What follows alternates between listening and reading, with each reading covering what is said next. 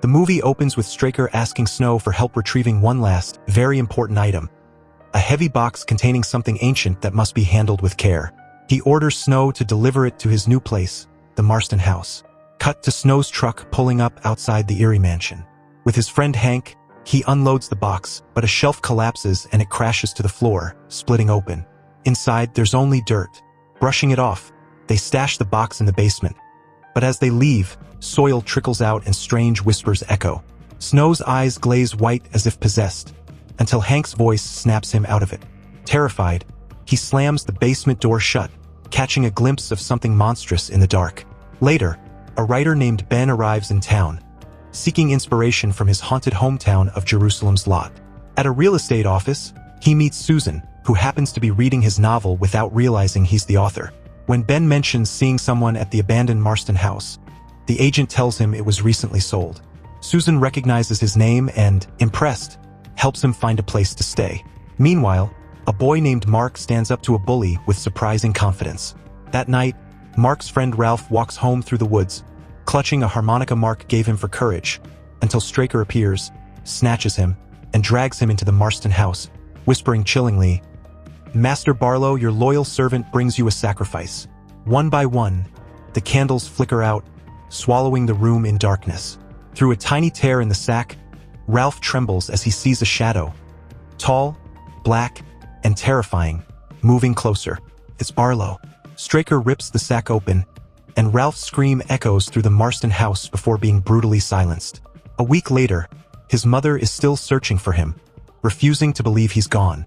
Meanwhile, Mr. Burke invites Ben to visit the school, saying the kids would love to meet a real writer.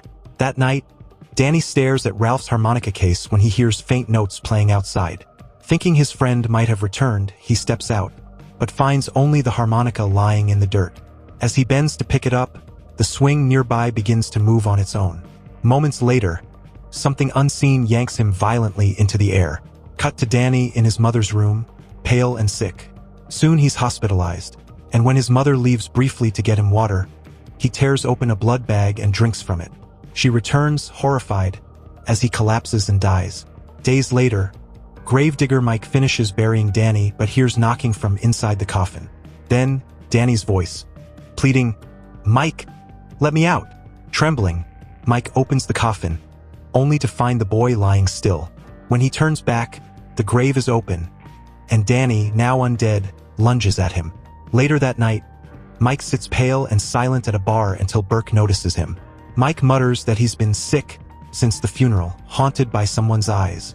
Burke offers him shelter, but when they reach home, he spots 2 deep bite marks on Mike's neck. Mike denies knowing how they got there. As Burke turns to close the window, a strange glow flickers in Mike's eyes, something inhuman. Moments later, a faint voice whispers from outside, "Let me in." Burke panics, flees to Ben's place, and gasps, "Do you have a cross?" He takes Ben and Susan back to his house, only to find the power gone and Mike lying dead. His wounds mysteriously vanished. That night, as quiet falls again, young Mark sleeps in his room, when a soft knock echoes from his window. Mark wakes to find Danny at his window, eyes empty and whispering, "Let me in," and, momentarily hypnotized, opens it. Danny drifts inside claiming, "Master Barlow wants to meet you," but Mark slams a cross to his face. Danny recoils, burning, and flees. Shaken, Mark buries himself in vampire research and realizes the only way to stop the terror is to kill Barlow. Meanwhile, Mike attacks Burke, vanishes after a violent clash with a cross. Morgue records go missing, and the group decides to inspect Marjorie's body that night, hoping to prove whether the deaths are supernatural. The next morning, Mark reaches the Marston house alone. The place is silent, thick with dust and dread. As he explores, Burke appears, warning him to leave. "You have no idea what you're walking into." Mark replies calmly, "I do. They're all vampires." Suddenly, the basement door slams shut. Burke lights a candle, but before he can react, a pale hand bursts from a coffin. It's Barlow. Burke shoves Mark toward the stairs just as darkness swallows the room. When the light flickers back, Barlow attacks Burke while Straker grabs Mark from behind. Meanwhile, at the morgue, Ben, Susan, and Dr. Cody examine Marjorie's body. When her fingers twitch and her sandals drop to the floor, panic erupts. Cody tries to make a cross from wooden sticks, but it fails until Ben recites a prayer, making it glow faintly. Marjorie shrieks, attacks Cody, and tries to bite her, but Cody drives a knife into her face. No blood spills. No one will survive. Marjorie growls before sinking her teeth into Cody's neck. Susan quickly presses the broken cross against her back, and the creature vanishes in a hiss of smoke. Barely conscious, Cody gasps, "Give me a rabies shot. I won't become one of them." After the injection, Ben tests her with the cross. Nothing happens. Relieved, she smiles weakly. "Thank God, I'm still human." Ben insists they find Father Callahan, the only one who might help them fight this evil. The trio heads to Burke's house but finds the roof crawling with vampires. Ben's face hardens. "We're too late. They took him." Cut to Mark, hanging upside down in the Marston house. He frees himself, grabs an iron rod, and kills Straker in a desperate fight. Later, in a church, Ben, Susan, and Cody recount everything to Father Callahan. Moments later, Mark enters, angry, exhausted, saying, "Burke's gone. He's one of them now. Straker's dead. I killed him."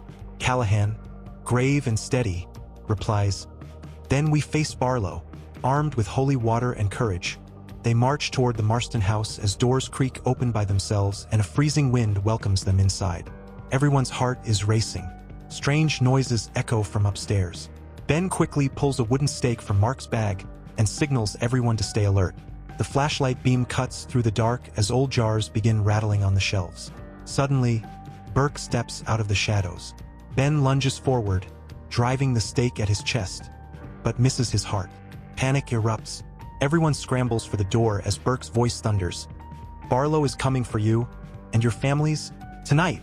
Just then, the priest and Cody fling open the basement door, and sunlight pours in, burning Burke's hands. His screams fill the house as Ben takes his chance and plunges the stake straight into Burke's heart. The group stumbles outside, gasping, realizing the nightmare isn't over. Evil is still coming. They decide to gather their families and head for the church. It's the only safe place left before nightfall. Father Callahan volunteers to go with Mark to warn his parents. Susan insists on saving her mother, and Ben goes with her. Cody is sent to alert Officer Parkins. Callahan's voice is firm, "Get everyone to the church before sunset." They split up immediately. Cut to Cody arriving at Parkins' house. He's locking his door, terrified and exhausted. "What's going on? Why won't you listen?" she pleads. Parkins, voice shaking, replies, "Because they're vampires, I'm leaving this town. You should too." He jumps into his car and speeds away. Cut to Susan's home. She bursts in shouting, "Mom, we have to leave now." Her voice trembles with urgency. But when her mother sees Ben, her expression hardens. "Ben, get out," she says coldly. Ben hesitates, then quietly steps outside. The moment he's gone, Susan's mother turns to her and whispers, "I met someone. He promised to protect us. All he asked is that I serve him during the day and guard him while he sleeps." Susan freezes. "Who?" she asks. Her mother smiles eerily. "Barlow." Before Susan can react, a vampire lunges at her. She screams as Ben bursts back in, grabs her, and fights to escape. Her mother blocks the way, but Ben forces his way through, dragging Susan out as her mother's scream echoes behind them. Cut to Mark's house. Mark frantically begs his parents to trust him and go with Father Callahan to the church. The priest tries to assure them he means no harm, but then a loud knock rattles the door. Mark's father moves to open it, and at that exact moment, the cross in Father Callahan's hand begins to glow faintly. Father Callahan yells, "Don't open that door!" But it's too late.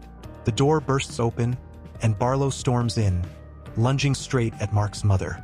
The priest raises his cross, but this time, its light dies out. Another vampire attacks Mark's father as chaos explodes inside the house. "Mark, run!" Callahan shouts, stepping in front of Barlow. "I am a man of God." Barlow laughs coldly. "Are you? Then where's your light now?" The cross goes completely dark. Cut to Mark sprinting through the woods toward his treehouse. He climbs up, slams the hatch shut, trembling in fear. Strange whispers rise from below, slithering, snarling voices circling the treehouse. Mark hides in a corner, heart pounding, as the camera pans out to reveal vampires surrounding him from all sides. Next scene. Ben drags a struggling Susan into the church, shouting, "Cody, hurry, give her the rabies shot." But Susan's eyes turn white. She screams and thrashes violently. Cody looks at her and says grimly, "It's too late. There's only one way left." She pulls out a wooden stake. Ben shouts, "No, I won't let you." But Susan suddenly attacks, knocking him down and breaks through the door. Ben runs after her as Cody screams, "Ben, don't go. It's not safe outside." Ben doesn't stop. He chases Susan down the street, but vampires appear from the darkness. He fights his way through as Cody throws him a stake. Suddenly, Mike swoops in from behind, lifting Ben into the air. They struggle until Ben drives the stake straight into Mike's chest. Cody rushes in, helps Ben up, and they stagger back into the church. A loud crash. Officer Parkin's lifeless body flies through the stained glass window. Silence falls. Salem's Lot feels dead. A ghost town soaked in fear.